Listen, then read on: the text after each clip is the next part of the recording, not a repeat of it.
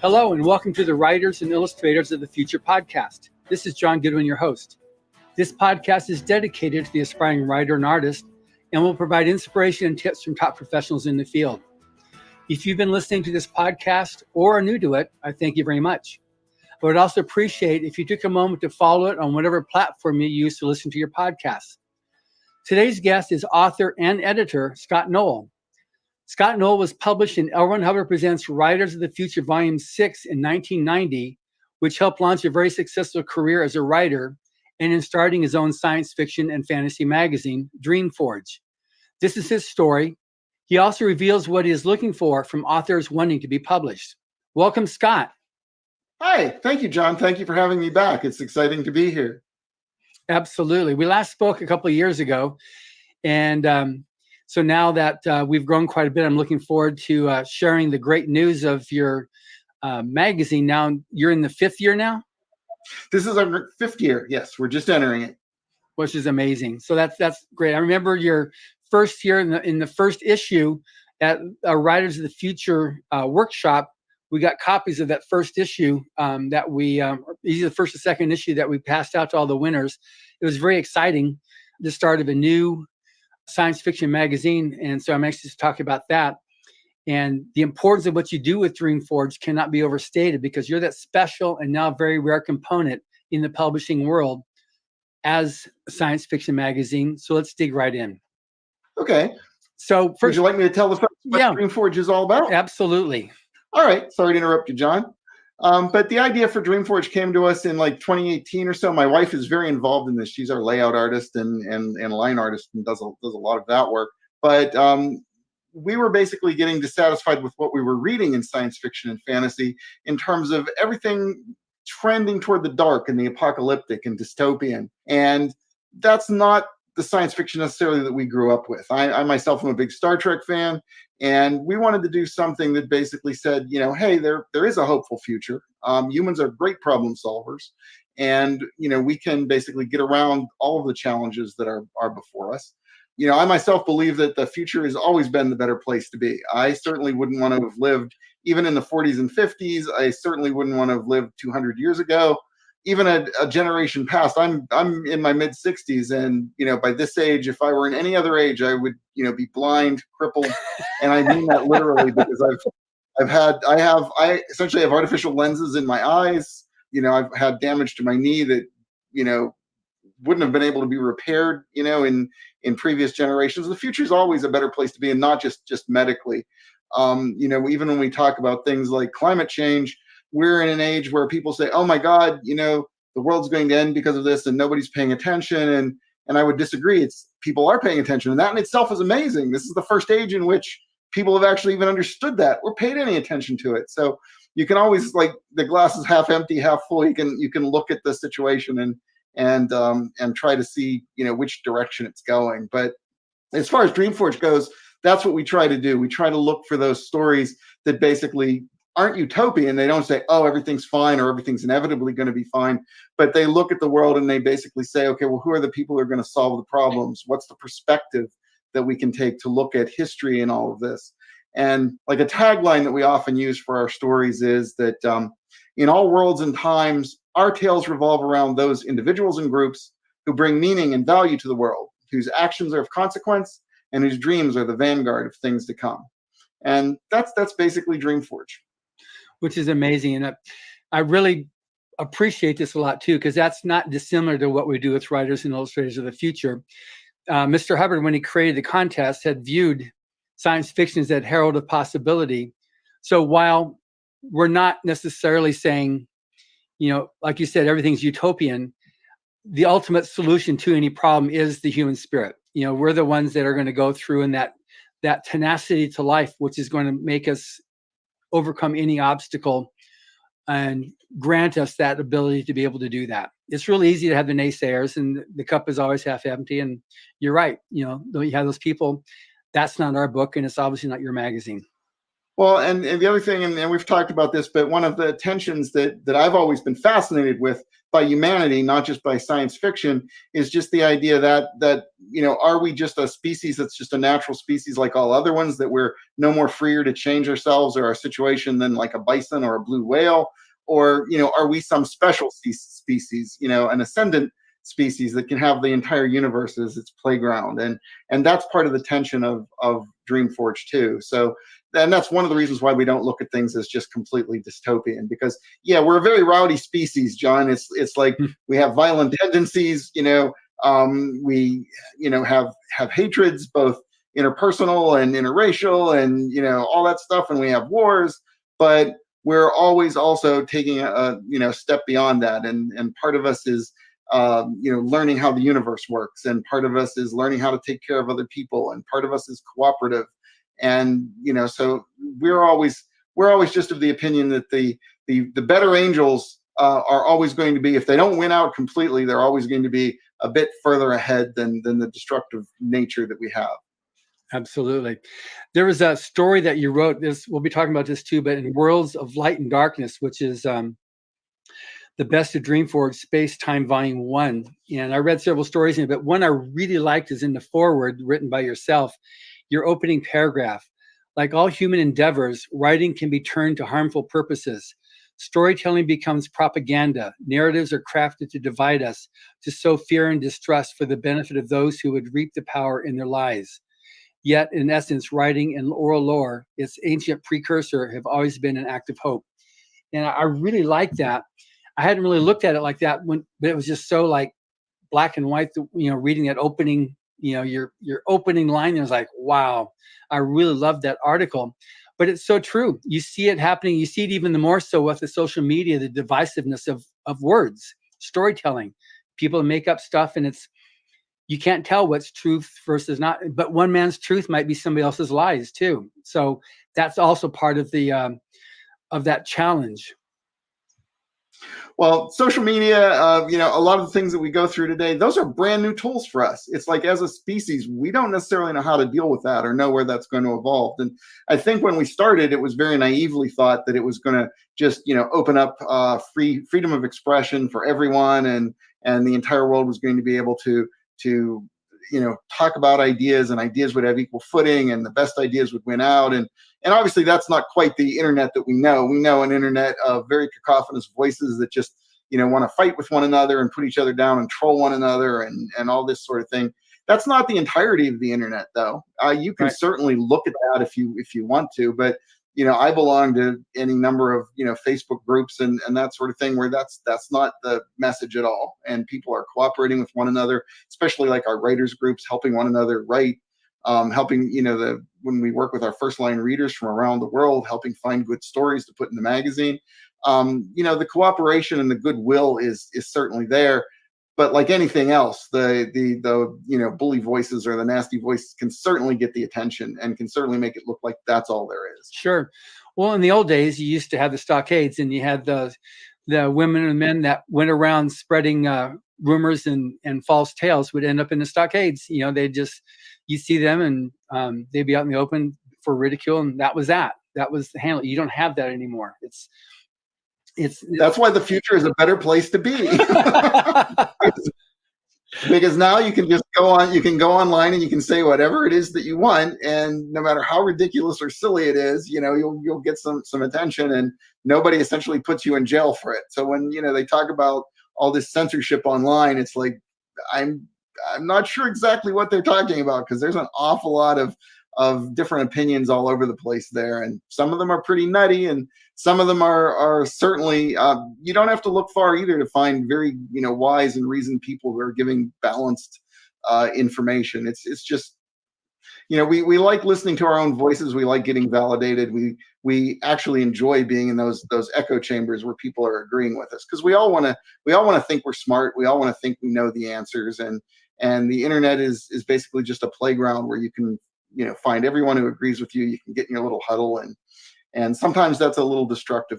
But like I said, it's a brand new tool. We don't know exactly what it's going to look like or how people are going to evolve to use it in 50 years, 100 years, 200 years. It wasn't even around, when I was a young man and was learning my trade and doing stuff. It's so brand new that we really don't have a handle. For sure. But it's interesting that the value of science fiction and fantasy itself as a genre, even though what gets told and what's allowed and what's current in the way how it's actually the storytelling that's acceptable or as it is accepted in the complexity of it, still has a purpose, I think at least, that is either for the dystopian stuff, here's a warning, or somehow or another some type of a satirical bent on it to poke fun at what's happening or the trend that's going to get people to say, hey, whoa. How do you see that? Well, all those voices are tremendously useful. So I would never say, hey, our stories are the only type of stories to be told. I love horror stories, but DreamForge doesn't publish horror stories, that kind of thing.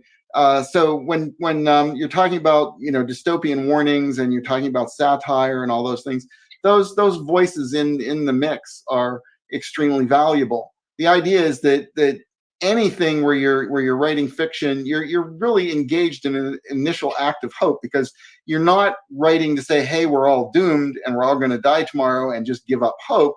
No matter what you're writing about, even if you're making fun of your government or if you're making fun of corporations or whatever, you're basically doing it as an act of hope that you can make some change, that there will be some incremental movement toward the better in whatever that situation is. We're simply basically stressing the idea that those changes will happen, not that they're impossible. We're stressing the idea that there are people who are working toward those changes and will succeed in some elements of those changes. So definitely all those different voices are extremely valuable and useful. It's the competition of ideas. It's the playground where people are out there trying to get their message across. Right. So now I want to back up a bit now. So how has your timeline evolved from becoming a writer to editor, or from coming out of your mother's womb to becoming a writer to editor? Well, I never planned on being an editor is one good place to start. I loved writing, but I didn't particularly plan on becoming a writer. Actually, I was thinking today, I was in a networking group of businesses today, and that was actually one of their questions. It was basically, how did you get into your profession? What kind of drove you forward? And the actual story I can remember is from grade school.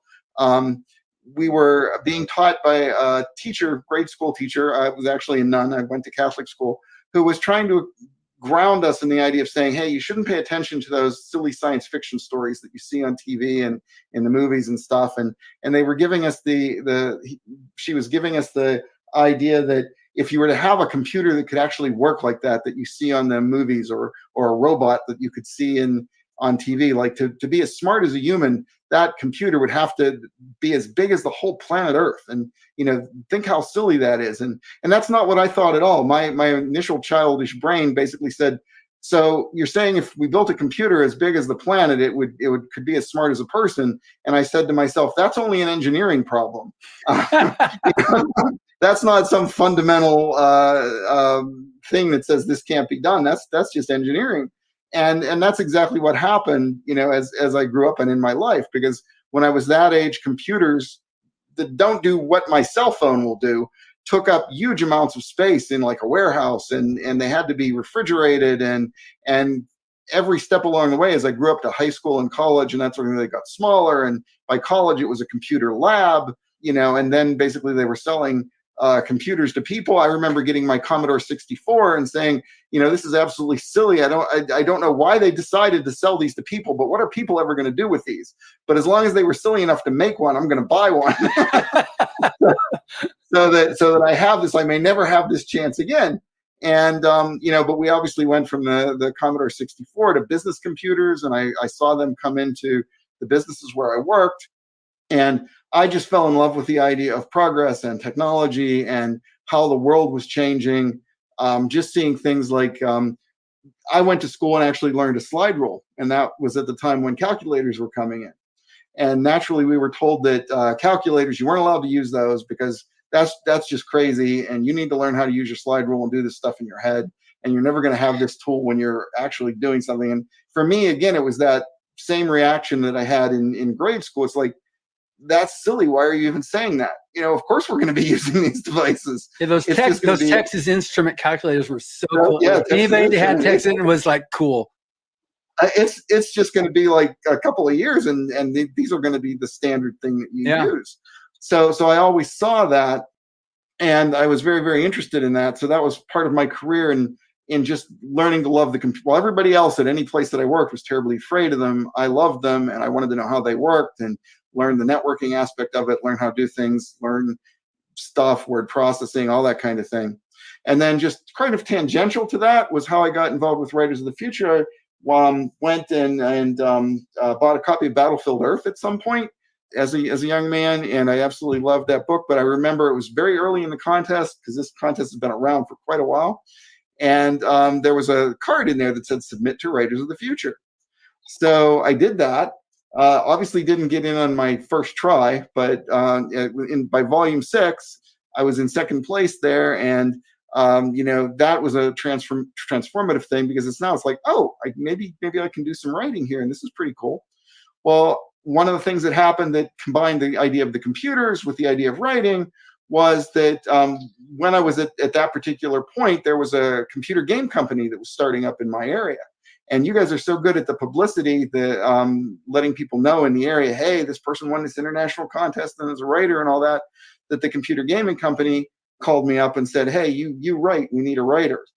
And I said, at that time, they couldn't offer me what I was making, but I would have jumped for computer stuff at any point. It's like, can you let me sleep on your couch and give me hot dogs? I don't know. I'll come. Spaghetti. We'll have spaghetti once in a while. I'll come and work for you, and we'll just figure it out.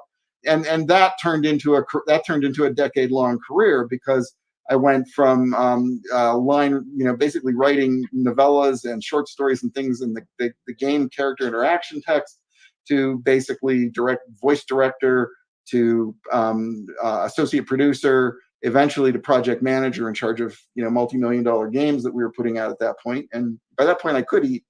But and that also, that same company, which at the time was called Event Horizon and eventually became called DreamForge.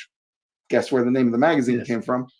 My wife was working there as well. So we've been working together for every day for like 30 years. We just a little while later just decided to get married, and we still work together every day, and we've been doing that forever. But so that's how essentially the love of computers and the idea of the future and how we were evolving intersected with writing, intersected with getting a job with computer games, and then eventually, as my wife and I founded our own business, which is based in web development. That's actually what I do today. Am I still a writer? Yes, I'm a content developer.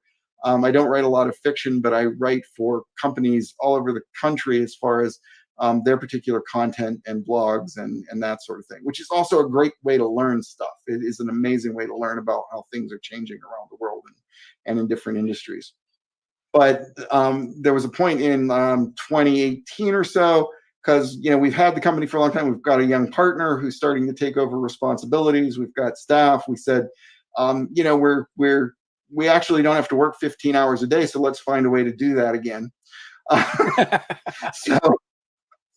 So I came up with this idea. Well, it'd be kind of cool to write, to get a magazine together, and we've both been talking about how things are so dystopian looking. Let's do something that's a little different than that. And that's where DreamForge comes from. So I really didn't have a plan to become an editor. It was like basically that year. It was like 2018, and it's like, yeah, I think I can do this. Let's do this. But that's the same attitude that I think both of us have had, and is a good attitude, is you just see kind of an opportunity and let's try to do it. The worst thing that can happen is you fall on your tushy and learn what your capabilities are, what you can and can't do. So we started DreamForge. I remember getting some of the first stories that we had submitted that I would look at them and I would say, these are really good. I want to publish these. And my wife, Jane, said, you still don't know what you're doing. You don't know if that's any good or not. And I would say, I said, yeah, this is good, and because some of our first submissions were really that good, and it threw us off a little bit because you hear about the slush pile and how awful most things are, and I didn't turn out that way, and I still don't think it's that way. I think a lot of people write a lot of good stuff. Obviously, we can't publish it all, and some people, do need some help and some guidance, and you've gotten into that. But and I'm sure you guys see that with Writers of the Future, just by the length of the list of your honorable mentions and silver honorable mentions and stuff. It's like there's a lot of good stuff in there. You're just trying to filter it down and that sort of thing. And that's like the top 10%. What you see as honorable mentions.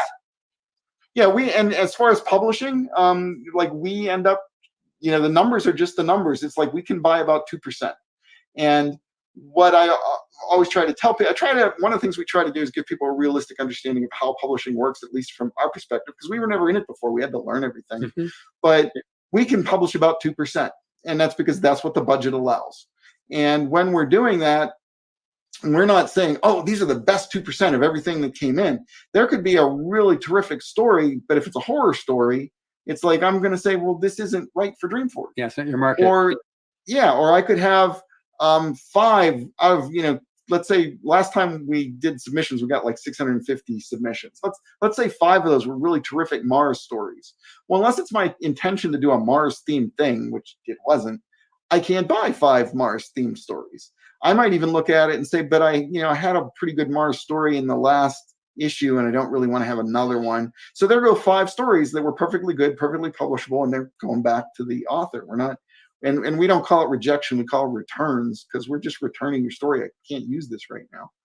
And and then there are those that do have some issues. They need to learn some things about the structure of storytelling, and it doesn't mean that they're untalented. It doesn't mean that they're bad or they've crafted a terrible product. It just means, like anything else, they just need some instruction to get past some rough points in what they do. We can't offer that to everybody. But what we came up with in DreamForge was to create a Patreon support group that we call Dreamcasters. And that's where people who are really interested in learning some crafting stuff come to our Zoom meetings. And we try to bring on guests, and we try to do writing challenges, and we try to help them, advance in their ability to write, which was also a new thing. That wasn't something we had as an intention when we started DreamForge. We just wanted to make the magazine. And then over time, as you're working through all these hundreds and hundreds and thousands of stories, you kind of get drilled into your head. It's like, I know what's wrong. It's like these ones that we really can't accept because they're not quite at the mark. We've seen this 1,000 times. We know exactly what's wrong with these stories. It's either too much exposition, or they've started the story in the wrong place, or they don't know how to do dialogue or whatever. They're very common things. So one of our next evolutions was just to try to get into helping people. And when we did it formally, rather than the idea of just trying to give people notes for each story, one, that's an amazing amount of time. I'm sure from reading and editing.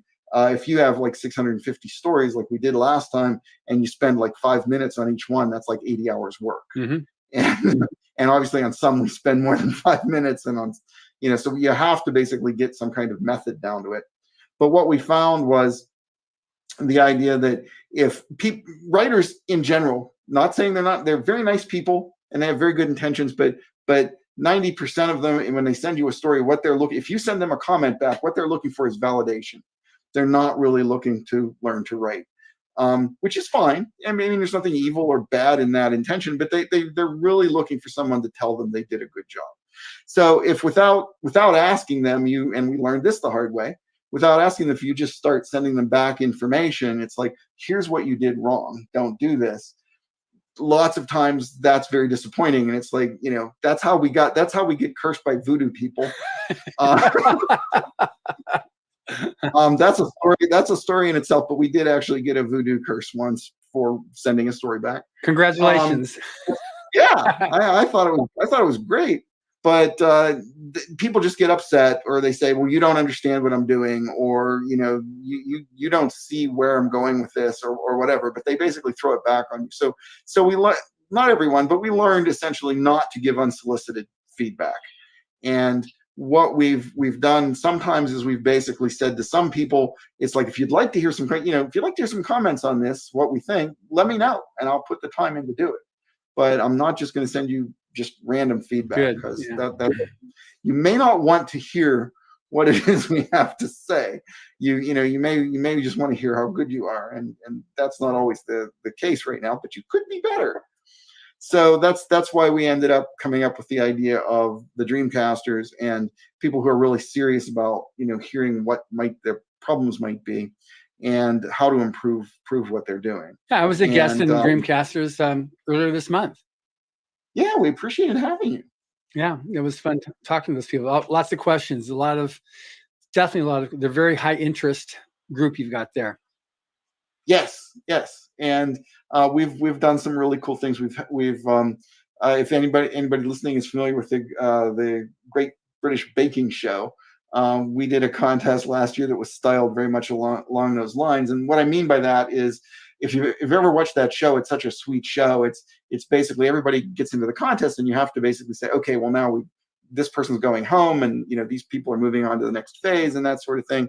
And it's always done very sweetly. It's never like, oh, they did such a terrible job. The person who's going home usually gets hugs. They get handshakes from the people who are doing the show, and hugs from their other contestants. And we wanted basically feeling like that.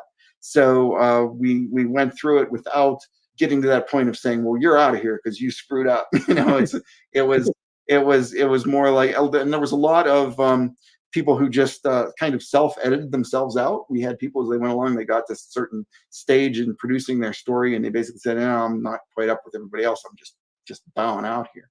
But it was really cool, and they did end up producing some publishable stories out of that. They, like, when we were done with the contest, they took them back, they did some final massages on them and submitted them, and we actually picked up some of those for DreamForge. And it's very, very heartening as an editor when you go through things like that, because I know one guy, for instance, when I saw his first work come in, his first submission come in, and he really was serious. He wanted to basically say, tell me what I'm doing wrong.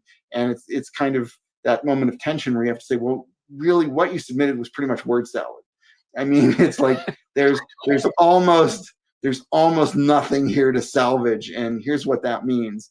And because his intention was, I seriously want to get published.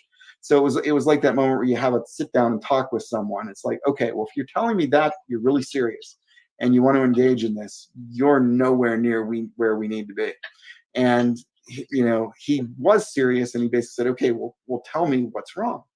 And we went through that, and he joined Dreamcasters, and amazing turnaround in terms of, I would never have expected it, from word salad to publishable story in like 6 months. Wow. And and very, very good story. And that story is actually, I'm not gonna call him out, but good. Well, but it's in DreamForge. So read DreamForge stories. One of those stories is from somebody who I didn't have hope for when I originally saw what they were doing. So went from salad chef to main chef. Okay, good. From salad chef to main chef, he did. That's great. Well, that's interesting also about that we got on Dreamcasters, because also when we created the online writing workshop, that's where you see so many honorable mentions now. We went from having a certain number to it popped up to like 10%. Just the quality of storytelling increased so much more, because there we had the individual lessons taught by Orson Scott Card, Dave Farland, and Tim Powers, and all the essays by Oren Hubbard and Aldous Budrus. And it just makes a real difference when you get some. It's one thing to be able to go and just, I have a storytelling, you start writing your words, your salad, start making your salad. And it's a first course, and that's fine, but it's not something that's going to satiate any real hunger. But then getting these tools of how do you start a story? How do you write the middle? How do you create suspense? How do you handle narration? How do you end a story? Those are all important parts, to be able to do a story. So that's why that I think the Writers of the Future has been such a major influence in the industry. Now, I've noticed too, there's a lot of Writers of the Future folks in either in your Dreamcasters or in your publications. What's your take on Writers of the Future and the value of that towards the science fiction in general, science fiction and fantasy? Well, let's talk about that just real quick. Yeah. We'll start at the idea that there are Writers of the Future people in DreamForge and stuff.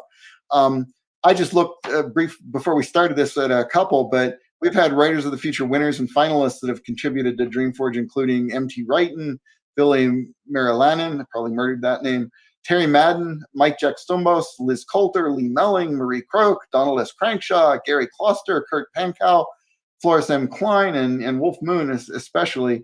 I'm sure we have others. Those are the ones I could find at a glance. But obviously what you guys are doing and Writers of the Future, when those stories come to us, you can see that thing you're talking about. You can see that idea that they have some idea how these stories are structured. They have some idea how to polish them. They have some idea how to make them come alive for the reader. So, that's great.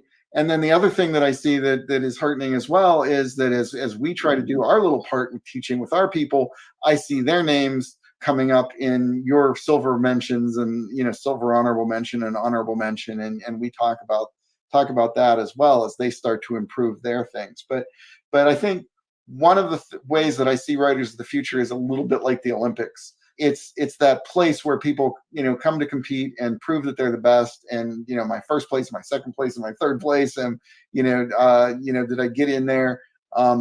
Did I get any kind of honorable mention?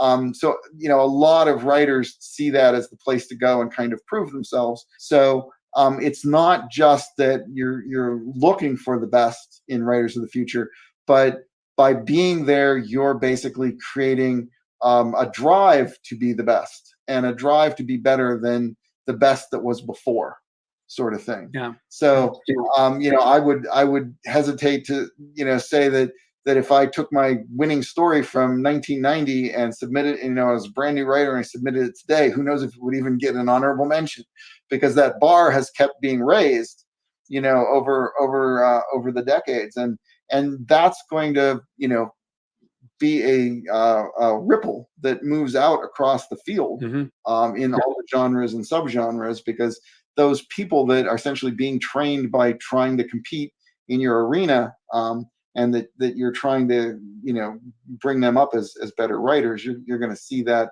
effect go out across the both science fiction and fantasy fields. Yeah, it's also interesting too how the genre has evolved and changed. Like usually you see with Writers of the Future, maybe 5 to 10 years in advance, you'll see that the head of any curve in science fiction. Like when steampunk became the rage, you'd see steampunk toys maybe 5 years before you start seeing it in bookstores. And so, which kind of makes sense too, because the writers who win are the next, they're the writers of the future. They're the ones you can be reading down the road. So like Scot Noel, so but it's true though, because these are the new voices. And so we had Pat Rothfuss, and Brandon Sanderson. Epic Fantasy had done really well with Lord of the Rings, but there wasn't a whole lot there for a while. I mean, you had Eddings, which I loved reading his works, but then there wasn't a whole lot. It didn't become the big thing. And then you started seeing more of that as these people got through recognition. And you've got Rune Lords with Dave Farland, and I said with he was a winner in Volume 3, but then you had some of these other winners that have gone on, or maybe they just got honorable mentions, as in the case of Brandon. So it's something that your most successful honorable mention ever, I imagine. Yeah, and Joe Hill was an honorable mention. He's done pretty good. Stephen King's son. So I see people and talk to them and say, "Have you heard of Writers of the Future?" "Oh yeah, I got an honorable mention from you." I said, "Wow, that's cool." There's just been so many people over the years. I mean, we're in year 40 now, so 4 decades of Writers of the Future. So now going back then to DreamForge, how do writers submit to you? You said you get hundreds of entries, but what's the actual process, and what do you prefer? Because some people will just send something to you and not necessarily follow the guidelines, and the penalties for not following guidelines. Well, the penalties for not following guidelines are basically that you signal to the editor real fast that you don't really care what they're looking for, or you're just not even playing the game. It's just you found a place that was open and you just decided to send this file. But how do you submit? Well, first of all, we only accept submissions for certain periods during the year. They're not set periods where I can tell you, well, every May we do this, but because Jane and I have, we work full-time jobs besides this, so our schedules can be unique, and we have to try to set aside time to do things. But we will announce, and we announce this on the usual places that writers usually know, like Raylan and Duotrope. We also have a page on DreamForge that you can follow. So you go to dreamforgemagazine.com/call-4-submissions. So call-4-submissions after dreamforgemagazine.com. And we'll always post there what's going on. And it'll say the portal is open or the portal is closed, or we're going to open the portal on a certain date. Next submission period will probably be sometime in spring of the year. But when that comes open, we have essentially an online portal that is our own. We don't use Submission Grinder or whatever. There are a lot of other ones out there. And you basically just need your file. You need your Word doc file or your RTF file, and you need to upload that into the portal and tell us who you are. It gives you the opportunity to write a little cover letter and submit that. And what that does then is that gives me the opportunity to basically have that available in our cloud-based system for all of our first-line readers who are literally around the world. I have people who work for me work with me from Canada, England, Australia, New Zealand, Germany, depending on who's available during that time. And it gives us a lot of ability then to read those stories and to comment on them and see other people's comments and try to get a feel for what stories we think are actually the ones we want to possibly publish here in the coming period. But so it's basically a portal submission process. We're looking for anything ranging from poetry of like a very short poem to flash fiction, to the maximum that we want right now is 5,000 words. So we cap it at 5,000 words. And obviously we're looking for hopeful themes. So writers who are familiar with the idea of solar punk or hope punk, or simply a good story that has a positive ending. Those are the kind of things that we're looking for. And we go from there, and then we basically just try to go through that as quickly as possible. Although for us that can be 6 to 8 weeks, and get back to everyone and pick the ones that we're able to buy. Our big thing this year in our 5th year, and we basically want to increase our revenue to the point where we can pay 8 cents a word. We're paying 7 cents a word right now. Our big goal for year 5 is to get that up to the professional rate, beginning professional rate of 8 cents a word. So anybody who buys a subscription, anybody who helps us out with, we have a Kickstarter this year, or any of the other buy merch on our website, get a t-shirt, anything you do, really, you're helping us achieve that goal, because we really are in it for the writers and the illustrators, and we want those creative people to basically be rewarded at a level that at least means something. We're not handing them a banana and a free copy. That's good of you. Not to say that really small presses are bad for doing that. Don't, that sort of thing. You have to start somewhere. Sure. Everybody has to start somewhere. But our goal has been to continually improve the ability of what we can pay our creative people. Good. Now, you've got 2 incarnations of your stories. You got your magazine, and then you've got the best of DreamForge. So how does that work? What qualifies for best of? Is this based upon your take, or is it upon like what used to be in the old magazines, where the fans would write and say they'd vote for their top stories of that issue, and you take the fan verdict to determine who the best stories are? That's a very good question, and I would say we have more than 2 incarnations. So let's back up just a second and talk about incarnations. So we have a couple of things that we do. We have an online readers portal, which is a place where you can go to read the stories. Most of what we do, we put up there for free. Mm-hmm. We also have digital copies of DreamForge. Now, the online digital copies, the difference they have from print is that we not only have stories, but we also have articles. So we will have articles. One kind of article I call Hope Notes, where we just talk about things. Like people may or may not have heard that the Great Barrier Reef had a really good year this last year. It had amazing recovery, that sort of thing. So we will have articles that talk about this idea of, look, things can move in the right direction. Sometimes there are good things happening. We have articles, since we have become so focused on helping writers, articles on writing. I will write articles on writing, but we also have our resident writer, Wolf Moon, who's a Writers of the Future winner and very successful at being a writing coach and helping other writers along. And he contributes an article every time from his Super Secret series. And we publish those articles. We also have online line edits. We usually, every issue, we can find someone who will say, yeah, it's okay if you show what the first draft was to the end draft and how we got there and what all the line edits were. That's fine. I'd love people to be able to see how that happened. So for paying subscribers, we have some of those features. So we call that DreamForge Anvil, and that's actually quarterly. And so we do that once a quarter to get those out. And then what happens is we will take the first 2 issues of the year, so the first 2 quarters of the year, first half of the year, and we will combine those into a print magazine, the stories anyway. A lot of the other features we can't all put, in the print, but we combine that into a print issue, which, as you can see, we try to have very nice covers. Here's the issue before that. They're full color, they're illustrated. We have very nice illustrated interiors. So that comes out twice a year. And then this one that you've been talking about, Worlds of Light and Darkness, is an anthology that we actually did with Uproar Books and in cooperation with Space and Time magazine. And the best of DreamForge there, to get to your question, those DreamForge stories were my picks. They're the ones that I love, not, So hopefully hopefully everyone else did too. But I'm still just being editor there and saying this is what I think some of our best stories are. And actually, I would have called it, these are some of my favorite stories. But the label best of was more a publisher decision than an editor decision. So we're just trying to all of these venues to try to build a community, I think, would be the best way to say it. Right.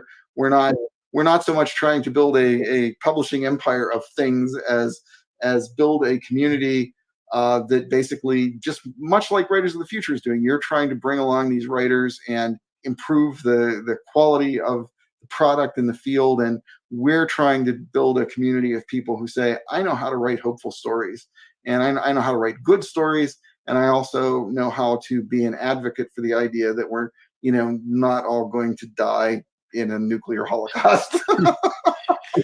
That's good to know. Yeah, I think that's one thing that's important that writers need to know is markets, understanding what market means. Like DreamForge is a market, Writers of the Future is a market, and just because you're not accepted doesn't mean you didn't write a good story. It's just that it's not your market. Can you explain that a little bit more? It's like maybe we're doing the hammer and anvil where we're just beating up, but people still don't understand that. So just really, when you get something back, it doesn't mean that your writing wasn't good. Because I know writers, until they've gotten over whatever hump, will immediately introvert. I'm not good enough. I'm going to quit. I can't do this. But that's not what's being said. So clarify that piece a little bit more. Oh, I think that's absolutely true. And you could write for a lifetime on something that you really, really love, and it's simply not be marketable. It's there's nobody out there who wants your particular thing, and you should become self-published, and you should try to build an audience, see if there are other people out there who love what you do. But it certainly doesn't mean that what you're writing isn't competent or capable or engaging. Sometimes that does mean that, but it's a little bit like, I always use well, I will get to the idea of markets here in a second, but I always use the analogy of martial arts. You can basically practice in your basement forever, and that doesn't mean you can go fight a black belt. You have to engage in the physical confrontation with other people, and you have to get that physicality of what it's like to basically have balance and know how your strength matches another strength, and what can you personally do to prevail in basic martial arts kind of things. And writing is very much like that. You can't necessarily just write all by yourself and know whether you're good enough or doing good enough. So you have to write, but then you also have to submit, and you have to write but it's also good to interact with other people who are learning. And you have to write, but it's also good to find a mentor or a writing coach or someone who can at least look at, and it doesn't always have to be paid or anything like that, but a teacher, someone who's willing to look at your stuff and say, these are the problems I have with it. Look, there's lots of free resources online, and there are tons of coaches out there, lots of them better than me. And you have to engage in that if you want to find out, where you're at in that level. Do you have your white belt yet? Did you get your yellow stripe on your belt? That sort of thing. Because there's a learning process. It's not just sitting down and having brilliance come out of your brain. It's basically learning to make some moves, and then learning what you did that didn't quite work, and then learning how you improve on that, and then deciding, oh, I see that I'm going to be really good at dialogue. That's really one of my strengths. So I'm gonna focus on that, because it really is something that I can win if I do. That kind of thing. But in doing all that, in learning and in growing and in writing the million words you need to be able to advance toward professional level, just as you said, you have to pay attention to markets. It's not a question, as I alluded to earlier. You could send me an absolutely brilliant thing, which is some kind of mood philosophical piece, and it could be worthy of the New Yorker or something. I'm going to look at it and say, this isn't DreamForge. This isn't what I'm doing. Mm-hmm. Or you could send me something that's very good, but it's just like the last thing I published, and I'm not going to do that. One that's kind of well known in our little industry, Clark's world. Neil Clark's not going to buy a zombie story. It's just not going to happen. As soon as he sees the word zombie or figures out that there's a zombie in it, it's not going to be in Clark's world. So every market has something like that, and you need to pay attention to what are they doing, what are they buying, and then you need to at least approach that. And sometimes I've had writers, when we've explained everything that we need to explain, and when they've read all the stuff, we return the story, and they came back to us with, I met all the marks. I've heard this phrase, but I met all your marks. And I would respond to that and say, yes, you did. You hit every single mark. And guess what? That was the opening ante into the game. It's like, you had to do that before we would even look at it. And once you did that, then we were able to evaluate it. And you just weren't as good as this other guy over here, or it wasn't one that we particularly wanted or whatever. But yes, hitting the marks is kind of like the entry fee. It's like, yes, we're glad you did that, but that doesn't mean I'm buying the story. Right. So you really have to pay attention to what the markets are, what the editor wants, that sort of thing. And we're living in a wonderful age. We're living in an age where you don't necessarily have to pay attention to the editor as the gatekeeper. It's like, of course I'm a gatekeeper. I founded the magazine, and I want it to go in a particular way. So naturally I'm going to be a gatekeeper, but you can go out there and start your own stuff. I had no publishing skills. I just basically learned it because I wanted to do it. And if you really want to do something, you can certainly get a website, you can get online, you can get on social media. You can start write little bits of stories on Twitter, find people who want to follow you, and just make your way. I think today, even one of the ways you can get into traditional publishing is go out there and self-publish, find an audience. And if you go to a publisher with an audience, it's like, look, it's like, I have 1 million followers. I sold this many ebooks or whatever. It's like, do you want to see something from it? You're going to them with something that they would pay attention to. I get it. Like with Writers of the Future, even I had a recent, this past weekend, had Jody Lynn and I did 2 Zoom events for New Year. Here's New Year, make it New Year's resolution of getting that story written. And one of the not big problems, sometimes she'll get great stories, but there's no speculative element in it. It's just a really good story. So she has to send, thank you very much. And it's just, we return it because it's not speculative fiction, which is another factor too, that people have to have. Or the speculative element comes real late. We've seen that. Where it's a perfectly normal dramatic story, and it's page 20 before a speculative element is introduced. And that's part of that idea of structure. It's part of the basic things that we would teach to our Dreamcasters. It's basically, you can't do that. Right. Oh yeah, this is science fiction. Okay, so here we go. Then the robot came into the room, Now, one thing too, which is which we've taken a definite stance on, which is AI created work, with now a new rule that's going in volume 40 that we reject anything that's AI created. Have you had any issues with that yet? We have not had any issues for that yet, and I'm kind of sad because I want to see an AI written story.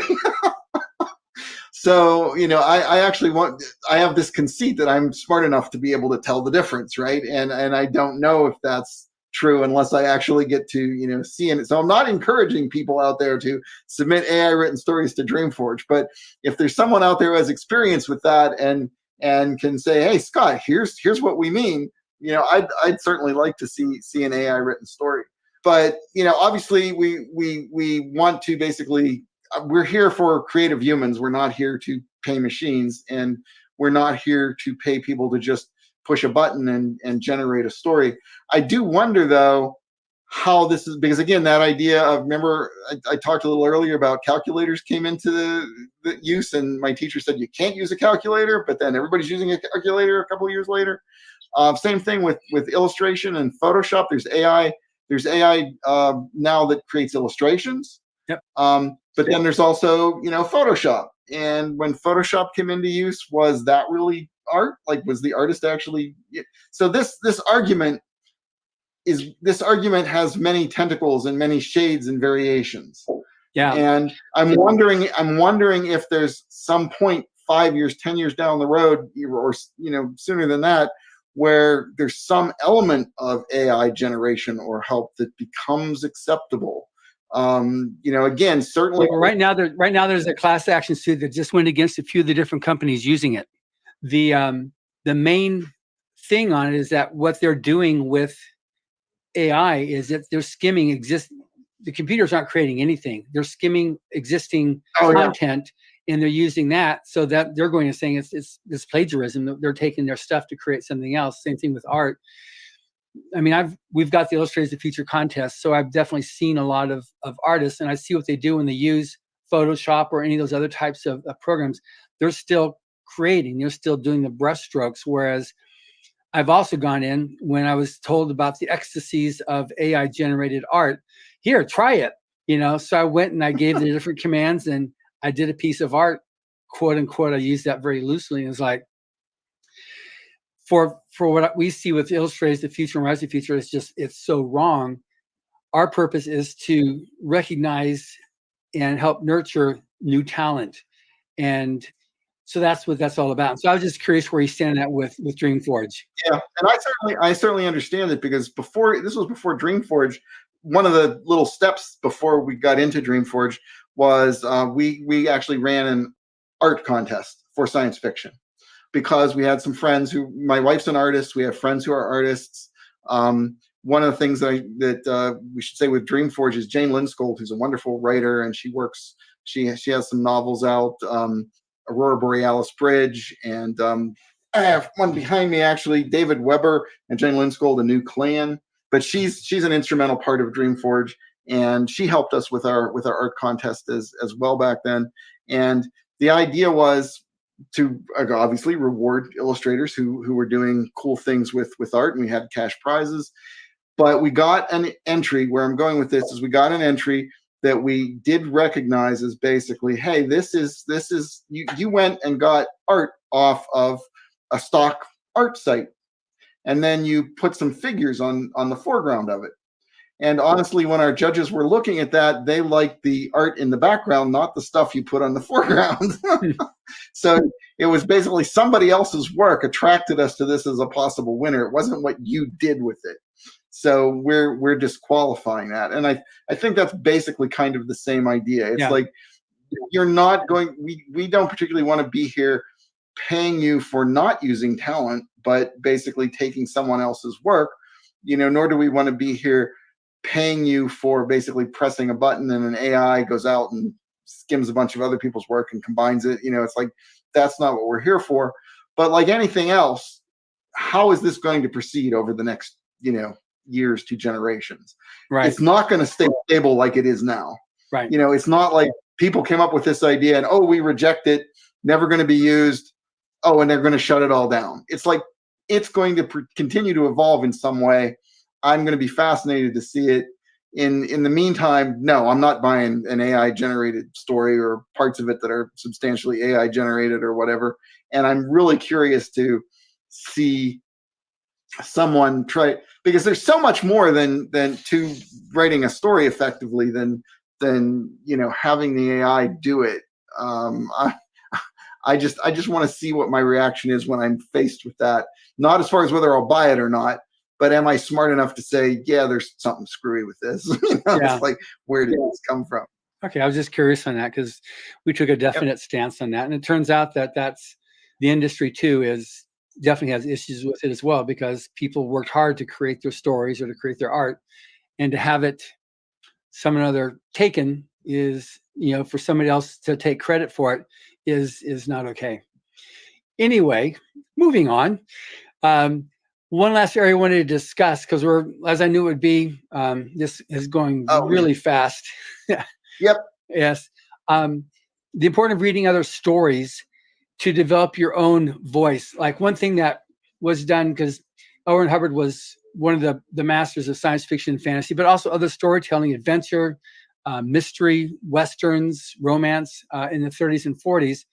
And when he started his competition in 83, that was a lot of what his contemporaries also had participated in, the first judges. And one of the things that was always been encouraged, that you've got to read other stories. And a lot of them had actually read a lot of his stories, because he was, like I said, he had actually published over 200 stories in the 30s and 40s in multiple magazines using his own and 15 different pen names. But what's your take on the importance of aspiring writers to read? You got to write, but also the importance of reading, and also reading you're reading your material. Like we tell people to read Writers of the Future to know what you need to, what do we look for, but to read your magazine too. And I'll say this for you, is to subscribe for your magazine and get it and read it, so like what is it that you're looking for. So how important do you see that? Oh, you have to be a reader. I don't know how you can be a writer without being a reader. And my love is to read very, very broadly. So you do want to read in your genre. You obviously, if you're a hard science fiction fan, you want to read hard SF, and you want to understand what they're using and how they're doing it and how they build character and how they research what it is they do. If you're doing medieval fantasy, you want to read that. But it's also extremely valuable just to read anything else. Read Marco Polo, read Lao Tzu, read anything you can lay your hands on. All of it is basically fodder for building up the mind and coming to understanding and that sort of thing. It's a little bit like I used that martial arts analogy earlier. When I was younger and in martial arts, we were doing taekwondo, but we would have wrestlers come in. We would have people come in from different disciplines. And it was basically, you need to learn, you need to experience, you need to have those things build up inside you so that you have all the knowledge you need to do the thing that you want to do. So when it comes to developing your voice and that's going to come kind of naturally. But having all that stuff in the background and continuing to read after, I'm sure that the most successful writers are still reading every day and finding things that they love and learning from it. So read the things you love, but don't get isolated there. Read a bunch of other things as well that maybe seem crazy and completely off what it is that you're doing, but you're going to benefit from all of it. Okay, great. Thanks. I just wanted to address that last little point too, because they need to know what it is that they're submitting to when they when they want to be able to approach DreamForge, but also just to become your own voice, you need to look and see how other people do it, what they do, how they do this thing. Maybe you have to read a story twice. One is just as a fan, as enjoyment. But then again, okay, now how do they accomplish that? I really like this story. What did they do? What was their take on adding these characters or on building the suspense that really hooked me? And then study it as a writer to see what do they do. So anyway, well, actually, one little writing exercise that I like to tell people is, go get your favorite book, something that's your favorite author, look at a chapter or whatever, and you rewrite it. It's like, read it, understand what's there, and then rewrite it. It's like, why are they better than you? it's like you're going to see stuff. You're going to be able to figure stuff out. It's like what did they do that makes them sound so good and makes this so? And where did you fall short of that? And right. and again, that really engaging with it to try to understand it. Well, that's great. Good. Well, we've gone through our hour, so I just want to end off with one last question of you. Like, again, how do people, first of all, sign up for and subscribe to DreamForge? And I guess that answers, yeah. Yeah, you can learn everything you need to know by going to DreamForgeMagazine.com. So just go to DreamForgeMagazine.com. You can learn all about us. There will be links to subscribe, all that sort of stuff. But I do have a special for your listeners, John. Please, so pray tell. If you go to DreamForgeMagazine.com and you do that / and after that you put WOTF. So very simple, DreamForgeMagazine.com/WOTF. We have a special offer for your listeners of your podcast where you can either get a digital subscription or a print subscription. But for the first 50 subscribers on either side, print or digital, we're going to give stuff away. So you can, if you're a print subscriber and subscribe to print, you can get a free copy of the Worlds of Light and Darkness anthology that we talked about earlier. Yeah. And if you're subscribing to the digital side, first 50 people who do that, you can get a back issue of DreamForge. You can get a print so you can actually see what the print is all about.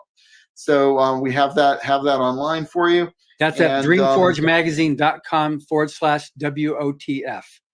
Yep, WOTF. Yep. That's awesome. That's pretty simple. That's great. And that's just for US, unfortunately, because of the mailing situation. It's really hard to mail things internationally. Anybody really wants to do international, just contact me. And you want to pay those fees. The best thing to do, actually, if you're international, most economical thing is just go on to Amazon. All of our stuff, our magazines are on Amazon. They're going to ship it to you locally from where they are. It'll save you a bundle. Oh, good. And also, unless you want to go digital, in which case they can go straight to you. Go digital. Yep. Okay. Which that counts in that first 50 if you do the digital. Yep.